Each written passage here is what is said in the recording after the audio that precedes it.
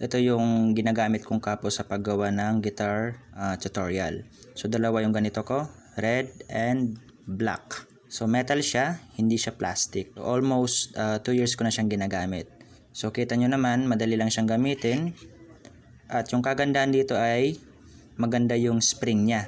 Talagang magbibigay siya ng proper tension sa strings ng mga gitara niya, ano?